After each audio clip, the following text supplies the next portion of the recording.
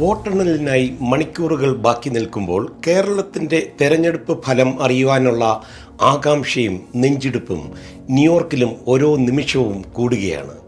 New York ആസ്ഥാനമായി പ്രവർത്തിക്കുന്ന crypto currency prediction market പ്ലാറ്റ്ഫോമായ പോളിമാർക്കറ്റ് ബെറ്റിംഗ് പ്ലാറ്റ്ഫോമിൽ 4 കോടിയോളം രൂപയുടെ ബെറ്റിംഗാണ് ഏറ്റവും ഒടുവിലെ റിപ്പോർട്ടനുസരിച്ച് നടക്കുന്നത്.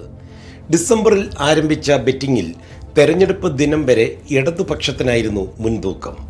അതായത് പോളിമാർക്കറ്റിൽ LDF വീണ്ടും അധികാരത്തിൽ വരാനുള്ള സാധ്യത 55% മുതൽ 72.5% വരെയായിരുന്നു. എന്നാൽ ഇപ്പോൾ കാണിക്കുന്നത് കോൺഗ്രസിനായി 62% പേരും CPM-ന് വേണ്ടി 34% പേരും പ്രതീക്ഷയോടെ ബെറ്റ് വയ്ക്കുന്നതായിട്ടാണ്.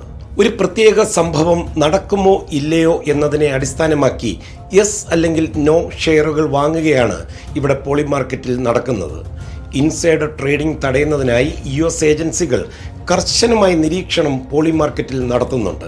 US-ന്റെ അതീവ സൈനിക രഹസ്യ നീക്കം ഉപയോഗിച്ച് വെനിൻസുല പ്രസിഡന്റ് നിക്കോളാസ് മദൂര അധികാരത്തിൽ നിന്ന് പുറത്താകുമോ എന്ന ബെറ്റിംഗിൽ പോളിമാർക്കറ്റിൽ നിന്ന് യെസ് ഷെയറുകൾ വാങ്ങിയ US സൈനികന്റെ അറസ്റ്റ് അമേരിക്കയിൽ വൻ വാർത്തയായിരുന്നു.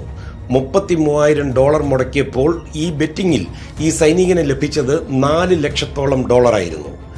അതേസമയം ഇന്ത്യയിൽ നിരോധിച്ചിട്ടുള്ള ഓൺലൈൻ വാതുവെപ്പ് പ്രവചന വെബ്സൈറ്റുകളും ആപ്പുകളും ലഭ്യമാക്കരുതെന്ന് VPN ദാതാക്കളോട് ഇന്ത്യൻ IT മന്ത്രാലയം ആവശ്യപ്പെട്ടു കഴിഞ്ഞു.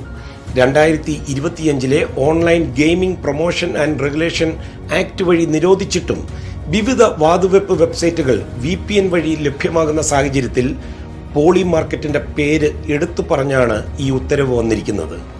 അമേരിക്കയിൽ നിന്ന് മധു കൊട്ടാരക്കര, 24.